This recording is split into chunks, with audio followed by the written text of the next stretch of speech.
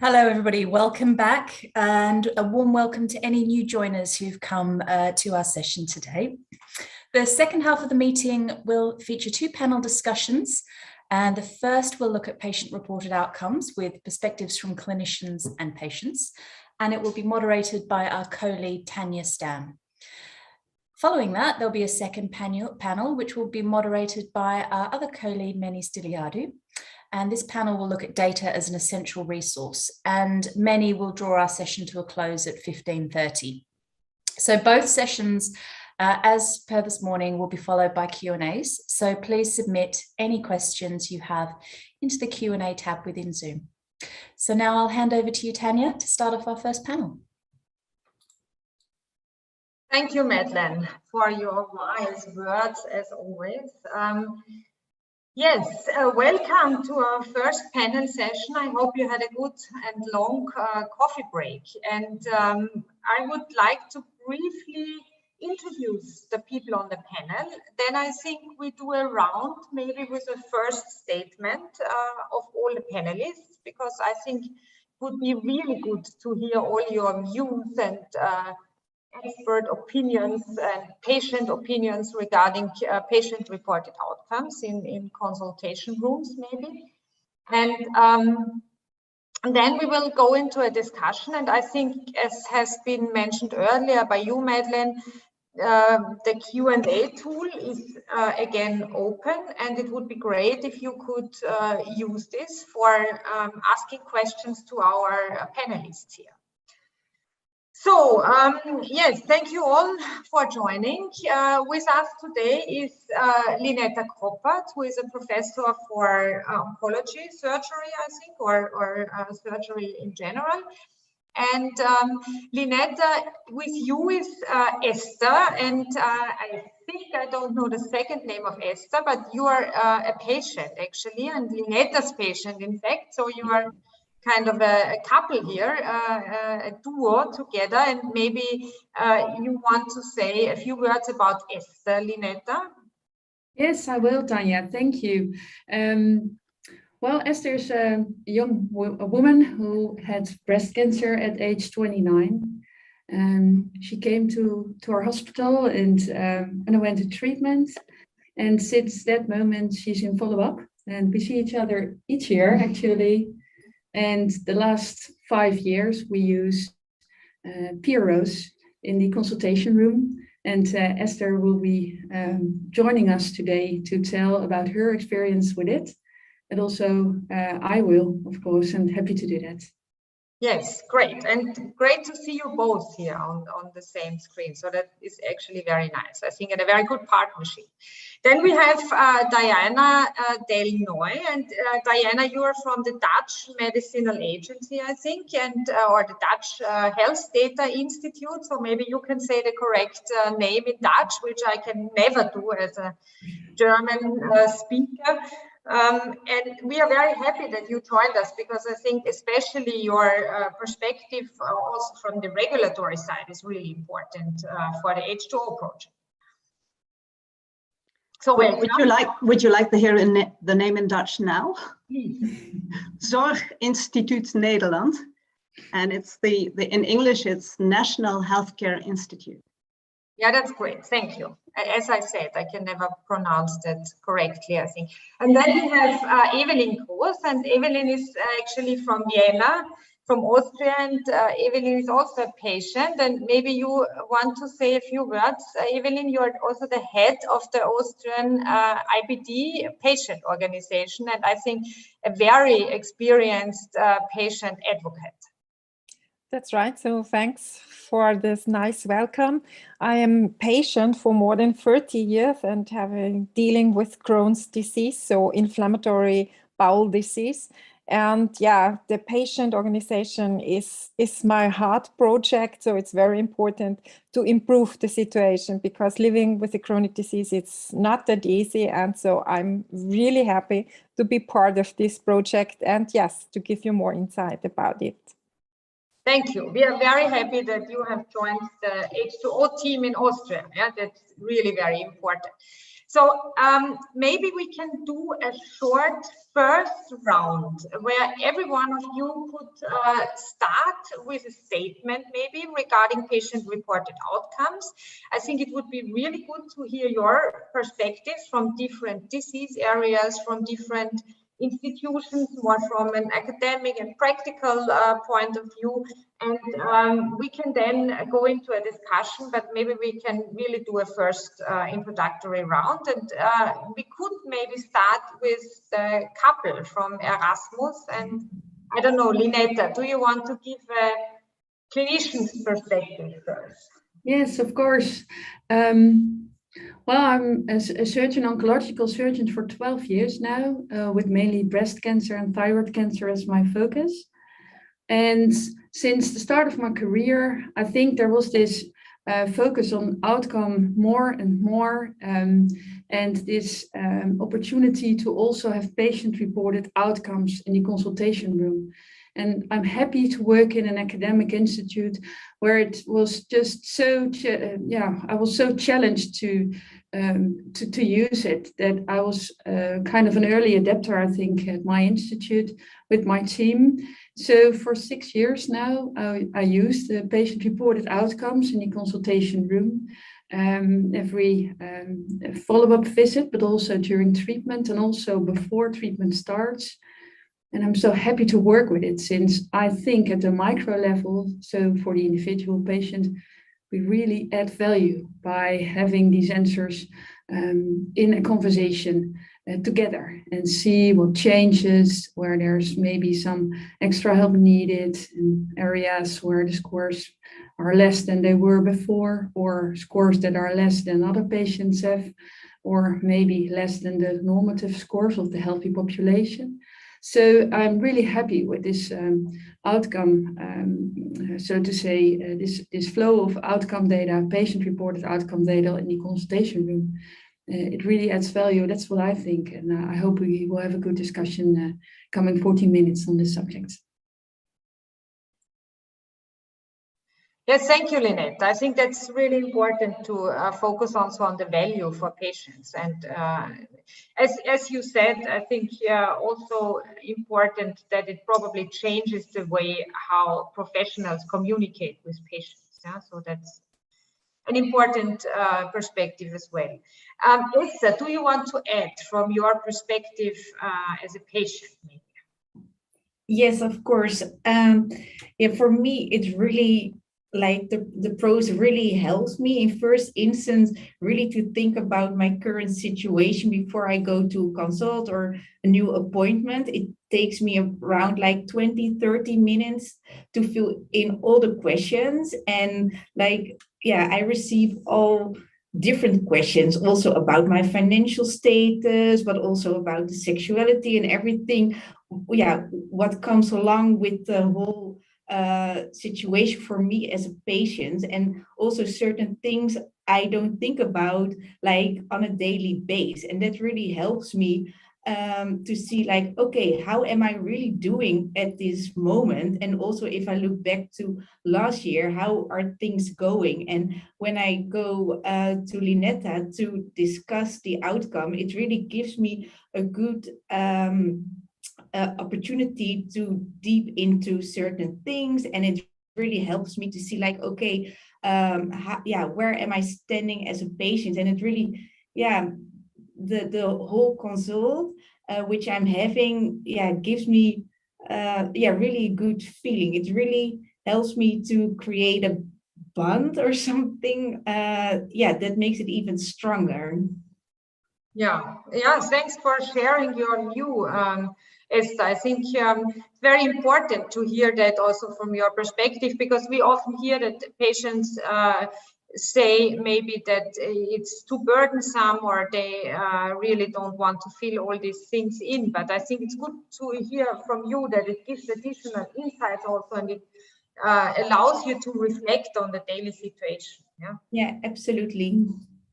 Yes, that's great. So should we move to the next expert maybe? And Diana, can you say from your perspective, and I think you have previously also worked in Erasmus in an academic institution, and you are also in our H2O advisory board. So from your perspective, what would you say? Thank you. Yeah, I do not work in the Erasmus Medical Center, but I am affiliated with the Erasmus School of Health Policy and Management. So I do some academic stuff too, but here, as you said when you introduced me, I represent the perspective of the Dutch HTA agency, the Organization for Health Technology Assessment.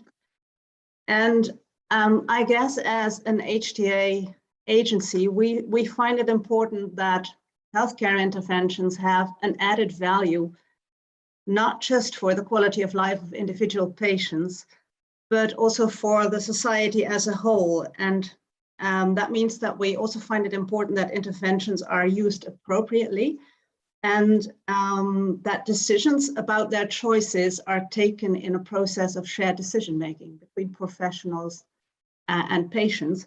And I often try to explain the work that we do as an HTA agency by using a metaphor of, I don't know if you can see it, a metaphor of a fruit basket.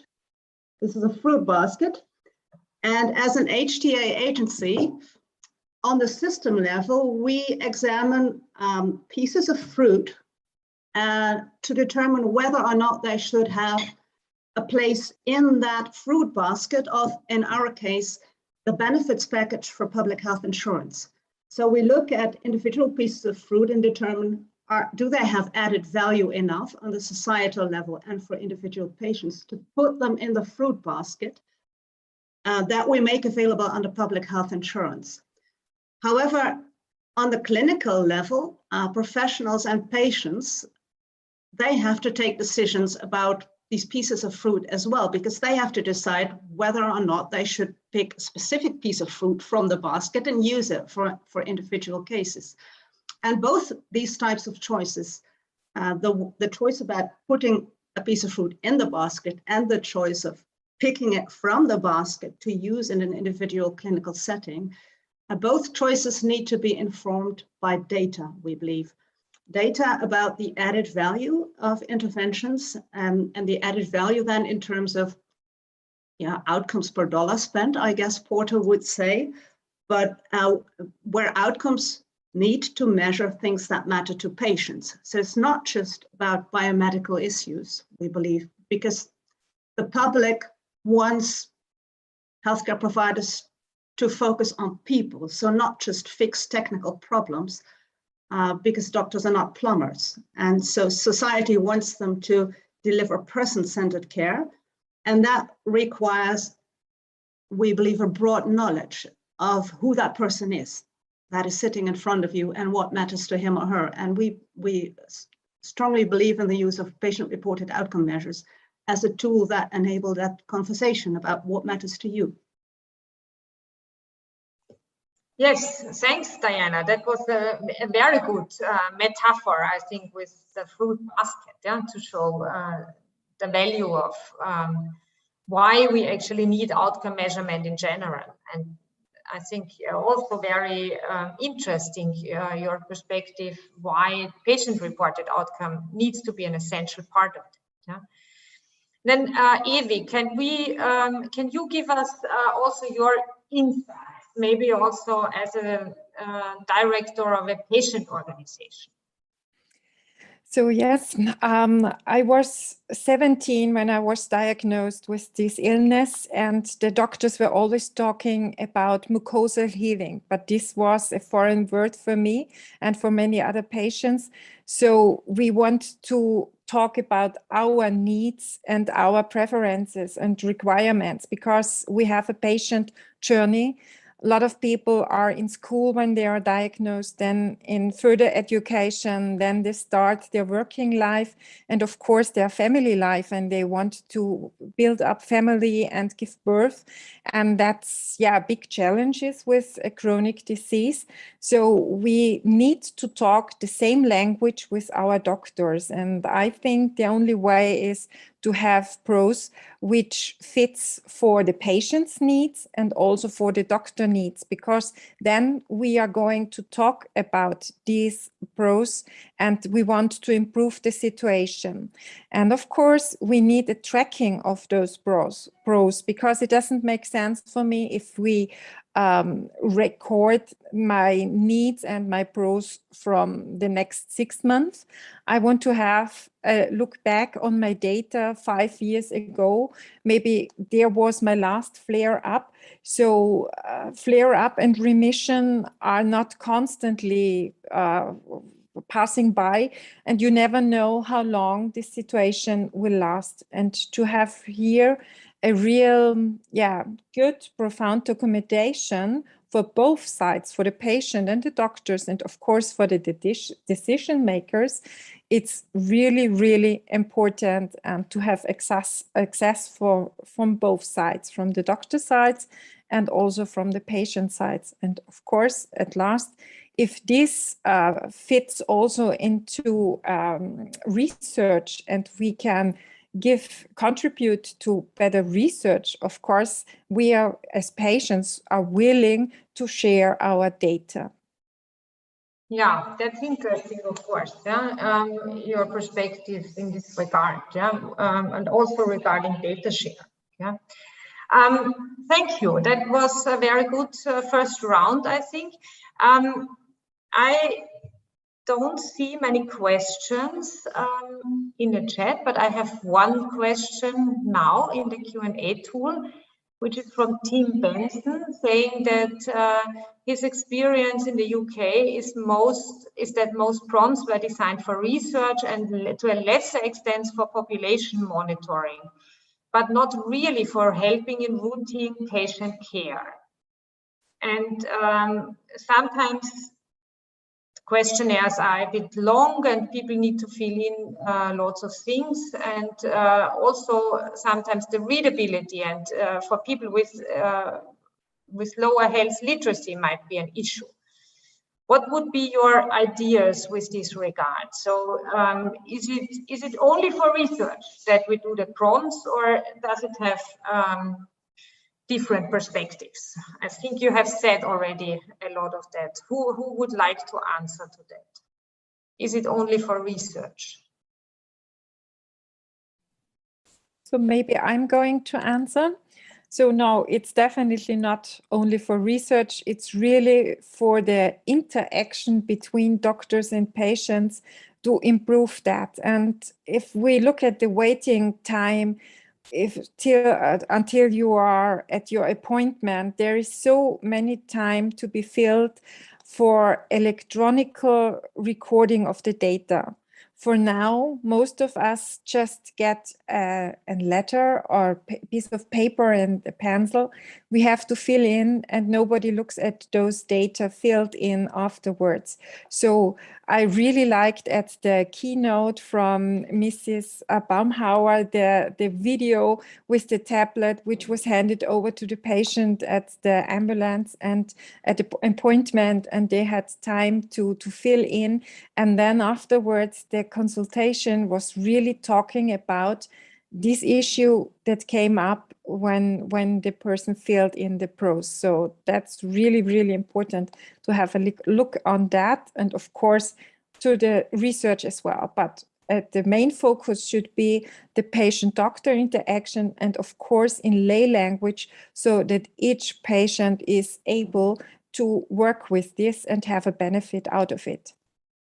Yes, thank you. I think that was highlighted a lot of times also by you now, that it's really essential, an essential part also of the clinical, the consultation. Yeah? When we look into the concept of H2O, we are actually designing infrastructure and governance for really a large-scale data collection. So we want to capture patient experiences in numbers, and the aim is to really have lots of patients participating. What would you think?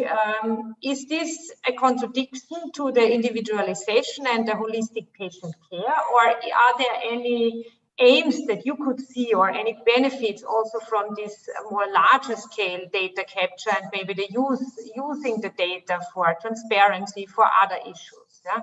So do you see a benefit really when what we do in H2O, that we really try to collect outcomes data on a larger scale, including patient-reported data. Maybe Linetta or Esther, would you like to answer that first, maybe? Well, my answer would be absolutely yes. When I look into my own practice, my first motivation to have PROs is for the individual patients. The data are hers, the data should be given back, the data should be interpreted with her together. But now we have this initiative, and now we have it for years now in our institute. But when I look into my own region, actually, there are 8 other hospitals which also collect PROs in breast cancer patients. We can now start to learn from each other and to see whether certain, for example, surgical strategies give like quality of life scores, and if there are differences between surgical strategies, for example, and there are, that's what we learned now.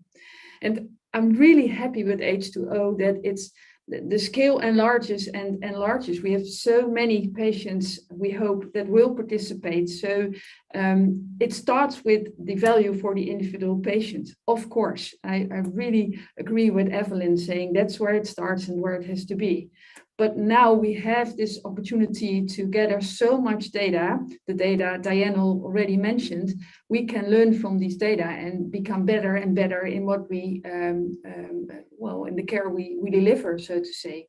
So it's actually both. And this H2O initiative is really, really unique, I think. It's never been done on such a large scale. And really looking forward, I think it will be a bright future and outcome, actually, with H2O. Yes, thank you. Diana, do you also want to answer that? Why do we need large-scale outcomes data, especially including patient-reported outcomes?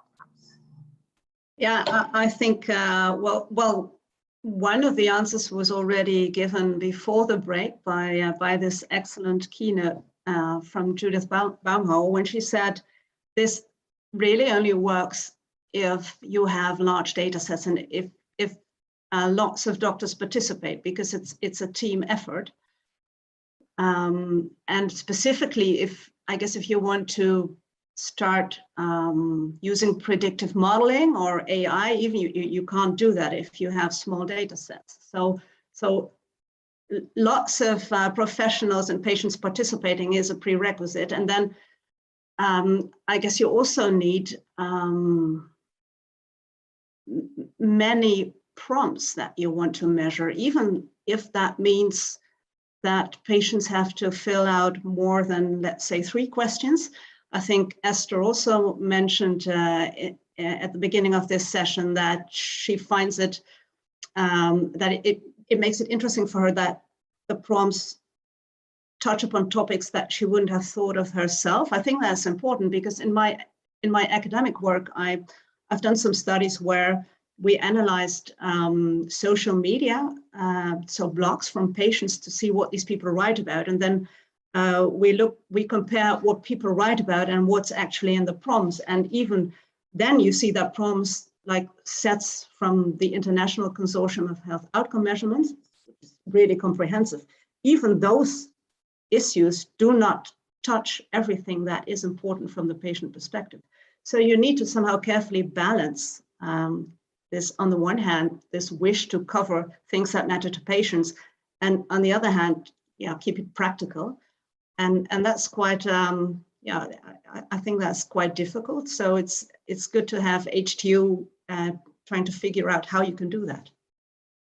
Yes, thank you. I think that's an important view, to keep it practical, to have a balance between what is really a burden and how we can still capture what is important to the patients. Because of course there can be always individual issues, which we have done a lot of studies where we actually checked whether what is asked in the questionnaire, whether that would really matter to the patient and whether this would be the most important issues. Because if the instruments are not developed together with the patient perspective, then you might miss out some of these issues. Yeah?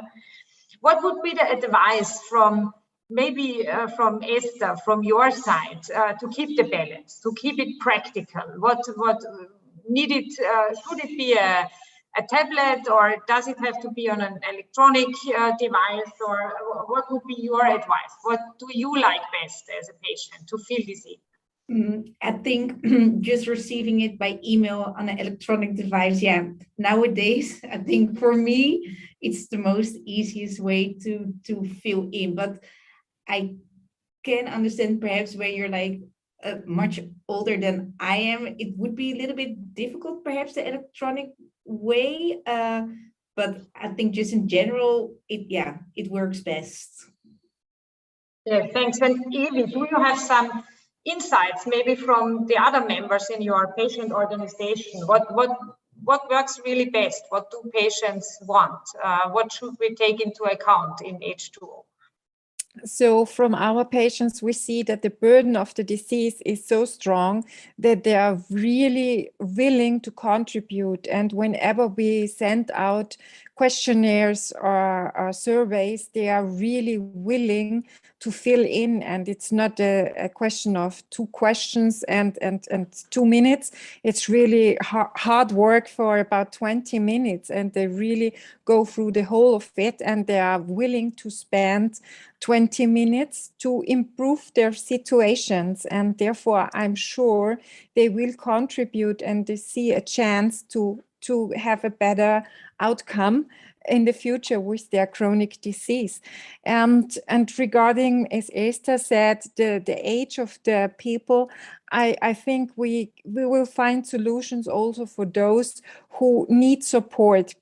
Maybe first of all paperwork, or maybe information or electronic station at the hospital where there is a nurse or somebody else who can support in filling in these data. So I guess this will not be a matter of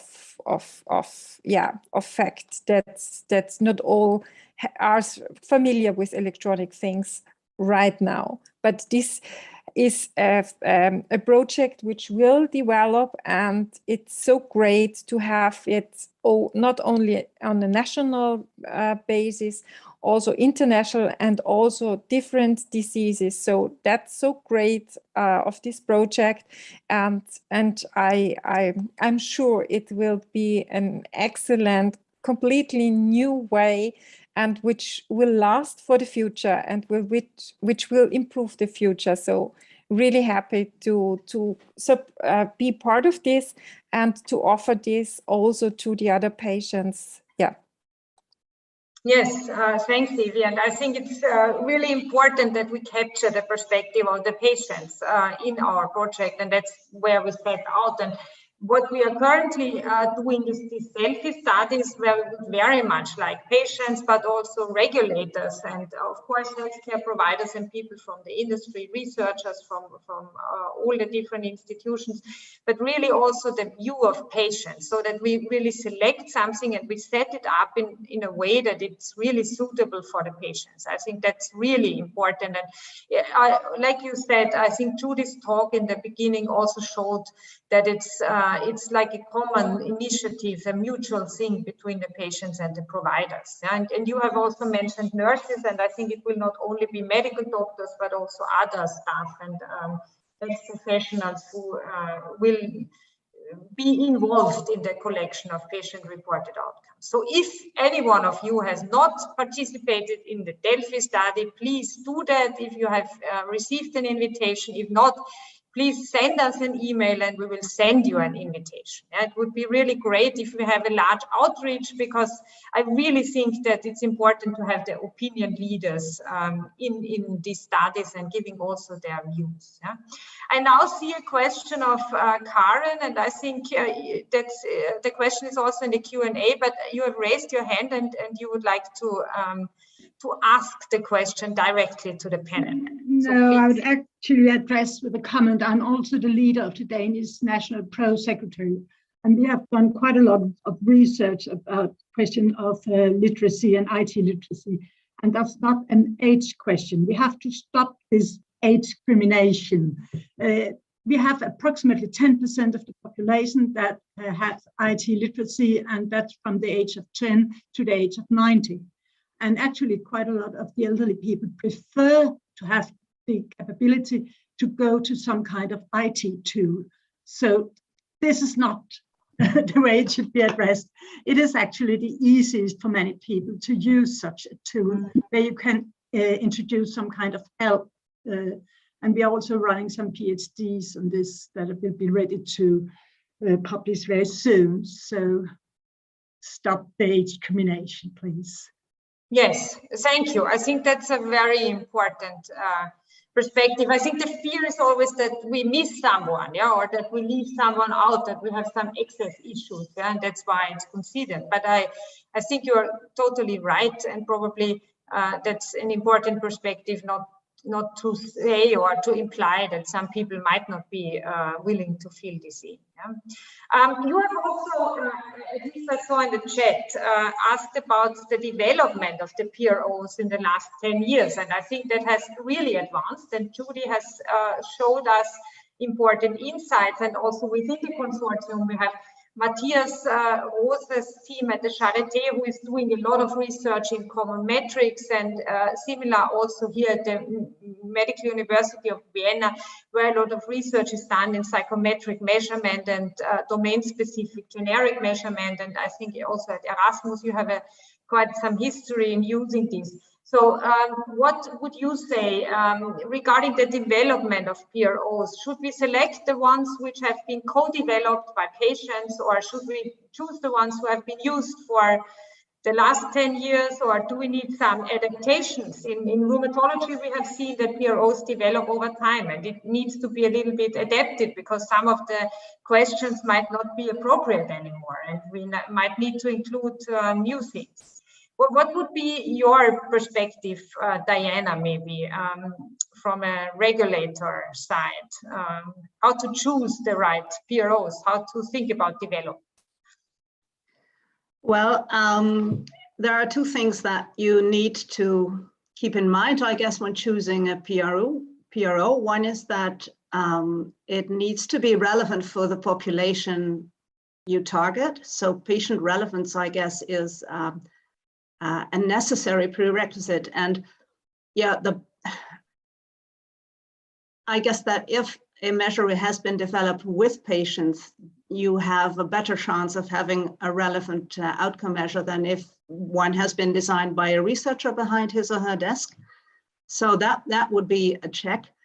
And then there's, I guess, something like measures should be fit for purpose. So some measures might be statistically or methodologically capable of detecting differences between groups of patients, but are not necessarily sensitive enough to predict individual outcomes in individual cases. So I think you need to look into the methodological aspects of measurements as well. Yes, thanks, Diana. That's really important insights. Does anyone want to answer also with regards to the development of PROs? Yeah, Linetta? Yeah, maybe to add also on Diane's answer, also the responsiveness and sensitivity of PROs is very important, I think. So we should be able to detect a change over time in the things we measure so that we can act. And there's also one of the barriers. I think we should help clinicians to interpret the scores and to decide when to intervene. Maybe I saw someone in the chat asking, well, many doctors are a bit defensive since so much work is for them waiting when they are going to use PROs. And I think I really disagree, since in the development of PROs, these are the things we have to have in mind, and we should support doctors to use it, since it should be actionable, responsive. We should have kind of rules when to act and how to act, and it should not be the doctor, him or herself, but maybe another specialist or nurse who should do that part. That's what I do in the consultation room. So many, disappointing scores appear during follow-up in young breast cancer patients in the domain of sexual function and intimacy. Well, I'm not a sexologist myself, but I ask the sexologist to do a consultation and help people with it. So I think at that moment, it does not cost me any extra time or hardly any extra time, but it's so important to act here. So all these aspects go through my mind when I see these kind of questions, graphical display, when to act, who should act, find each other, do it as a team, nurses, specialized nurses. I think they are the most important people that work with PROs nowadays. It all comes together here, and the PROs are so powerful, I think, to have in the consultation room, that I cannot imagine that someone is really defensive. I think you want this, and go for it. We will advise people to consult you, Linetta. I think you have a very enthusiastic way to convince people to healthcare providers to use it. Yeah, which is good, I think, because I have heard lots of different arguments as well. So I think very good to hear all these enthusiastic thoughts. Maybe we do a last round because we have only 4 minutes left, and Meni has already put the question in the chat, and we'll take over the next panel. And the topic of the next panel is data as an essential resource, which is really an important concept, I think, in the H2O project, and we will hear a lot more about it. Maybe for a last round, and maybe you have put the question in the chat on transparency of outcomes. So what would you, from your perspective, how important is transparency of outcomes, maybe also across countries like we do in H2O? And so why do we need all this data? Is it really, and why do we want the transparency? Judy has brought some arguments, but what would be your perspective? Diana, do you want? Tanya, Yeah. can I just qualify? I think I would very much like to hear how the leadership that we've seen in the Dutch government, because the Dutch authorities have really placed a huge amount of emphasis on this. How can we see it propagate also in other places outside of the Netherlands? That's a little bit where I would like to, because to me, transparency of outcomes, of course we want it, not much to discuss there. But how can we convince other governments to take a similar perspective? I mean, I would love to hear if Diana has some thoughts how we can achieve this. Well, a difficult question, particularly given that there are only 3 minutes left, because first of all, I would proceed with caution if it comes to transparency. And it also depends on what you define as transparency. Is it about being open about the outcomes for different patient groups of different treatments? I think that not many professionals would see a problem with that. But what is also the case in the Netherlands is that my own organization, in fact, we also have tasks in the field of transparency, in that we publish data on the hospital level about how hospitals are performing, and that also happens with the results of PROMS measurements. And it's difficult to find the balance, because on the one hand, I truly believe that patients are entitled to information about things that are so important to them, namely the quality of the healthcare that they receive. But on the other hand, I see and acknowledge that professionals need a safe environment to learn and improve. And if you think about what we heard before the break, where Judith said, well, I want to know how other surgeons are doing because I want to learn and improve. I guess we should grant professionals the time they need to do that. But what do you do if there's someone who doesn't improve, who doesn't succeed? Doesn't the patient have a right to know that there are also doctors who do not do as well and are not improving? And when do you publish that? I think that these are very difficult questions here. So where you have to balance the right of the public to know against the right of the professional to improve and the right to have a fair comparison, taking into account differences in case mix. So it's not an easy topic, I would say. Yes, thanks, Diana. That's really interesting insights from your perspective. Do we have a 1 minute last patient statement maybe regarding this transparency of outcomes, how to convince others?